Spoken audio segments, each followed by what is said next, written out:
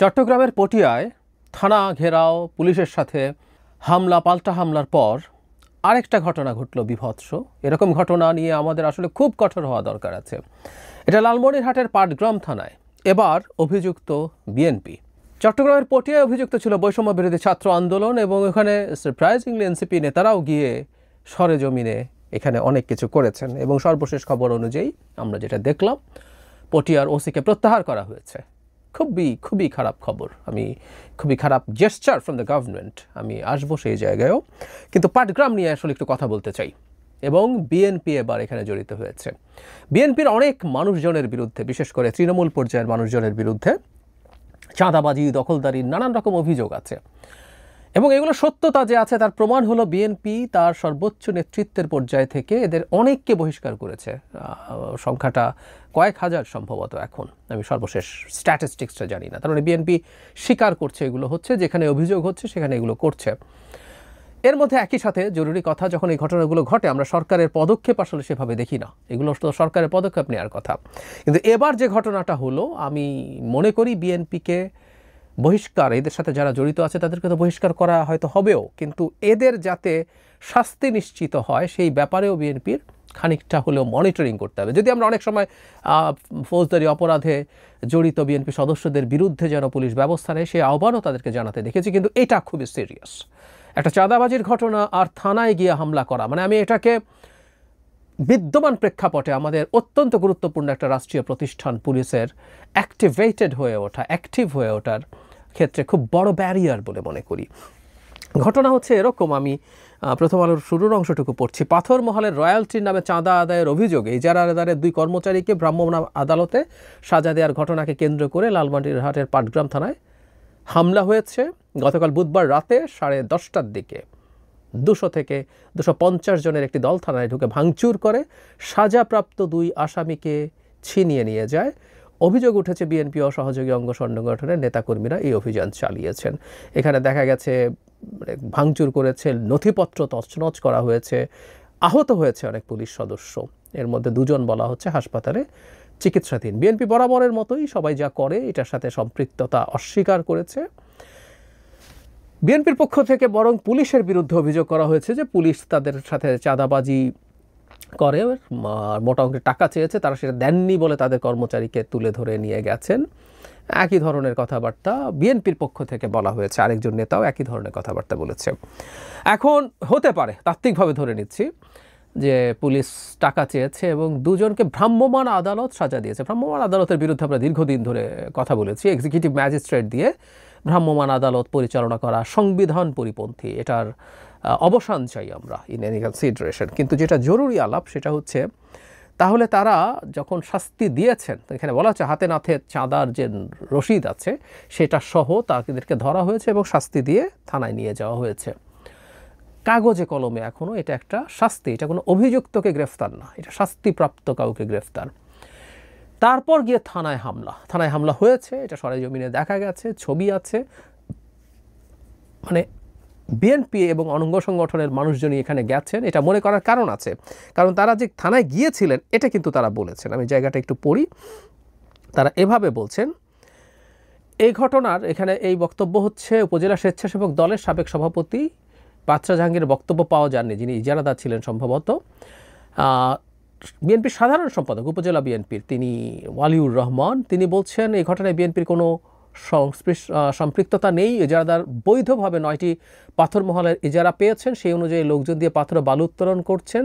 Police প্রশাসনের সঙ্গে অর্থনৈতিক কোনো বিষয় হয়তো দ্বিমত হয়। গতকাল ওসির নেতৃত্বে তাদের বাকবিতণ্ডা হয়, ধরে নিয়ে যায়। তারপর বলছে লোকজন থানায় গিয়ে পুলিশের সঙ্গে আলোচনা করেন। আলোচনার এক পর্যায়ে তাদের মধ্যে ধাক্কাধাক্কি, পুলিশ অতর্কিতভাবে লোকজনের ওপরে চড়াও হয়। তারপরে তারা গিয়েছিলেন থানায়, এবং থানায় গিয়ে তারা তাদের ভাষ্য মতে বাকবিতণ্ডা হয় এবং পুলিশ চড়াও হয়েছে।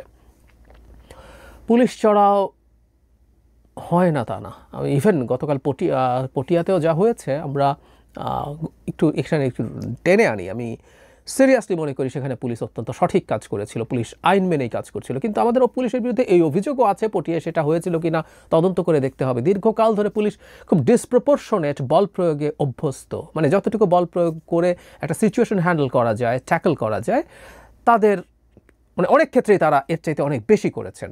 সো এখানেও পুলিশ কীভাবে এটা হ্যান্ডেল করতে গেছে আমরা নিশ্চিত নই, ধরে যদি নেইও, কিন্তু পাল্টা এই হামলা, থানা ভাঙচুর এই পর্যায়ে যায় এবং যাদেরকে ধরা হয়েছে তাদেরকে ছিনিয়ে নিয়ে যাওয়া হয় বিচারের, মানে ভ্রাম্যমাণ আদালতের বিচারে যাদের সাজা হয়েছিল। এখানে একটা জিনিস খুব খেয়াল করা দরকার, আমরা বর্তমান প্রেক্ষাপটে পুলিশের মনোবল যে জায়গায় আছে, আমি মনে করি না যে পুলিশ একেবারে আগ বাড়িয়ে, এটা আমার পারসেপশন, কোনো জায়গায় দ্বিমত হতে পারে, পুলিশ আগ বাড়িয়ে মানে ভীষণ রকম আগ্রাসী হয়ে উঠবে, আক্রমণাত্মক হয়ে উঠবে, আমি এই ব্যাপারটা আসলে খুব কনভিন্স নই সত্যি বলতে। আমার এই বোঝাবুঝিটা ভুল হতে পারে, ব্যতিক্রম হতে পারে, কিন্তু আমি কনভিন্স নই। পুলিশ বরং এখন বহু ক্ষেত্রেই তারা যতটুকু জেনুইনলিও তাদেরকে কঠোর হওয়া দরকার, শক্ত হওয়া দরকার, তারা সেই আচরণ করতে পারছে না। তাদের যে ট্রমার ইতিহাস আছে এটাও ফ্যাক্ট। এই যে পুলিশের যে ইনফর্ম পড়া মানুষজন আছে বিএনপির, এই যারা ইভেন হামলা টামলা করতে গেছে, তাদেরই বহু মানুষের জীবনে মারাত্মক নাভিশ্বাস তুলেছেন এরাই সরকারি পোশাক পরে। সুতরাং এই পোশাকের সাথে বিএনপির সংঘাতের জায়গাও আছে। কিন্তু পোস্ট শেখ হাসিনার সময়ে আমরা কোনোভাবেই এরকম পরিস্থিতি এক্সপেক্ট করি না। আমরা যদি রাষ্ট্রের প্রতিষ্ঠানগুলোকে তার মতো করে শক্তিশালী হয়ে উঠতে না দেই, এটা খুব বিপদ হবে এবং বিএনপির জন্য মহাবিপদ হবে। বিএনপি একটা জিনিস বুঝতে পারছে না, বিএনপির এই লেভেলের লোকজন, আমি আশা করি সর্বোচ্চ নেতৃত্ব বুঝবে, এই দেশে থানা আক্রমণ করা যায়, থানা আক্রমণ করে পুলিশের কাস্টাডি থেকে অপরাধী আসামি সাজাপ্রাপ্তদেরকে নিয়ে যাওয়া যায়, এই যদি হয় আইন শৃঙ্খলার অবস্থা, কোনো একদিন কেউ বসে আছে এটা দেখানোর জন্য, এই আইন শৃঙ্খলায় তো নির্বাচন করা যাবে না। বসে আছেন, এনসিপি নিজেও করেছে, এনসিপি এন্ডোর্স করেছে, আমি এভাবে বলবো, কারণ হচ্ছে এনসিপির অনেক নেতা বৈষম্য বিরোধী ছাত্র আন্দোলনের বিরুদ্ধে যা হয়েছে পটিয়াতে, সেটাকে নিয়ে অত্যন্ত টাফ সব স্টেটাস দিয়েছেন, অন্যের দেওয়া স্টেটাস শেয়ার করেছেন। সো এনসিপিও একটা অ্যানার্কি তৈরি করছেন, তারাও থানায় পুলিশের সাথে মারামারি করে থানা ঘেরাও করতে পারেন, তারা তাদের জায়গা থেকে করছেন, আইন শৃঙ্খলার অবস্থা ভালো না। এবং এখানে যখন বিএনপি করছে, মজার ব্যাপার হচ্ছে ফাঁদটা বিএনপির জন্য পাতা হচ্ছে। বেশ কিছুদিন আগে আমি এটা নিয়েও কথা বলেছি, রয়টার্স এবং এএফপির সাথে সাক্ষাৎকারে জনাব নাহিদ ইসলাম এনসিপির প্রধান বলেছেন ক্লিয়ারলি, দেশের আইন শৃঙ্খলা পরিস্থিতি নির্বাচন, তখন ডিসেম্বরের নির্বাচনের আলাপ হচ্ছিল, এই বছরের মধ্যে নির্বাচনের জন্য উপযোগী নয়। এখন আমি ধারণা করি এরকম আরও বেশ কিছু জায়গায় অনেককে দিয়ে বেশ কিছু ঘটনা ঘটানোর চেষ্টা করা হবে, যেগুলোর মাধ্যমে থানা যেখানে আক্রমণ হয় সেই দেশে, যেটা যদি ওয়াইড স্প্রেড হতে থাকে অনেক জায়গায়, যারা চক্রান্ত করছে তারা এরকম ঘটনা ঘটাবে বলে আমি ধারণা করি। আর সেখানে বিএনপি গিয়ে নিজে এগুলো করছে, বিভৎস ব্যাপার। আর নির্বাচনের আনসার্টিনিতে থাকুক না থাকুক, শেখ হাসিনার পরে আমাদের পুলিশ বাহিনীকে তার কনফিডেন্স ফিরে পেতে হবে। একটা আধুনিক রাষ্ট্র পুলিশ ছাড়া কোনোভাবেই চলতে পারে না। এই জন্য খুব অল্প সময়ের মধ্যে, গণ অভ্যুত্থান শেষে আমরা সফল হওয়ার পর 7 বা 10 দিনের মধ্যে পুলিশের উপরে যা হচ্ছিল, যে অ্যাটিটিউড দেখানো হচ্ছিল, আমি সেটার বিরুদ্ধে কথা বলেছি। আমাদের একটা রিকনসিলিয়েশনের জায়গায় যেতে হবে এবং পুলিশকে কনফিডেন্ট হয়ে উঠতে দিতে হবে। আমি বিশ্বাস করি একটা রাজনৈতিক সরকার আসলে এই ব্যাপারটা অনেকটাই ঠিক হবে। কিন্তু যে আচরণ দেখা যাচ্ছে, যে অ্যাটিটিউড দেখা যাচ্ছে, আমরা এখন পুলিশ অত্যন্ত তুচ্ছ ব্যাপার, আমরা পিটিয়ে ওখান থেকে আসামি নিয়ে আসতে পারি। বিএনপির লোকজনের বিরুদ্ধে চাঁদাবাজি বা এই ধরনের অন্যায়ের যেসব অভিযোগ আছে, দখলদারির অভিযোগ আছে অনেকে, এবং এসব অনেক ক্ষেত্রেই সত্য, বারবার বলছি, বিএনপি নিজেই এটাকে স্বীকৃতি দেয়, সংখ্যাটা তার চেয়ে বেশি হতেই পারে। আমি মনে করি এগুলো আসলে ঠিক সেই অর্থে স্টেটকে আঘাত করা না, খুবই খারাপ কথা। করাপশন বাংলাদেশে ছিল এবং বিএনপি ক্ষমতায় আসলে চাঁদাবাজি চলে যাবে বলে আমি মনেও করি না। আমাদের একটা রেঞ্জ সিকিংয়ের অর্থনীতি আছে, এটা একটা দীর্ঘকালীন স্ট্রাকচার আছে, আমরা ধাপে ধাপে এগুলো থেকে বেরিয়ে আসতে হবে, সেটা অন্য ডিবেট। কিন্তু যে স্পর্ধা দেখানো হলো লালমনিরহাটের পাটগ্রামে, এটা ভয়ঙ্কর। বিএনপিকে এইভাবে পুলিশের আস্থা তৈরি করতে হবে যে যারা এই ঘটনাটায় অন্তত, তার আগেও আহ্বান জানিয়েছে, কিন্তু তাদেরকে সিরিয়াসলি পারসু করতে হবে। এই ঘটনায় যারা ইনভলভড হয়েছে তাদেরকে ধরতে হবে এবং খুব কঠোরভাবে বিচারের আওতায় আনতে হবে, নাহলে এটা চলতেই থাকবে।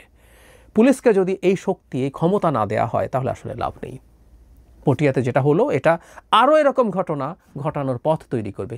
হু নোজ, পটিয়ার এটা দেখেই পাটগ্রামে এটা হয়েছে। ওখানে যখন পুলিশের সাথে সংঘর্ষ হলো, যে পুলিশ সঠিক জায়গায় ছিল, আবারও বলছি, সে ডিসপ্রপোর্শনেট বল প্রয়োগ করেছে কিনা সেটা দেখা যেতে পারে, কিন্তু সেখানে যেটা হলো, এখন রাস্তা ব্লক করে দেওয়ার কারণে শেষ পর্যন্ত সেই ওসিকে প্রত্যাহার করা হলো। এই যদি হয় নজির, এই নজিরগুলো খুব ভয়ঙ্কর সমস্যা সামনে তৈরি করবে। আমি মনে করি এবং আমি আশা করি এটার গুরুত্ব বিএনপি বুঝবে এবং খুব টাফ পদক্ষেপ নেবে। তাদের এমনি প্রচুর বদনাম হচ্ছে মাঠে, তাদের লোকজনের আমি ব্যক্তিগতভাবে কথা বলে দেখেছি, চাঁদাবাজি সহ নানান ক্ষেত্রে তাদের এই ধরনের জড়িত থাকায় আমার সাথে ব্যক্তিগতভাবেও কেউ কেউ এই ধরনের কথা বলেছেন বিভিন্ন ক্ষেত্রে। সুতরাং they have to be very careful.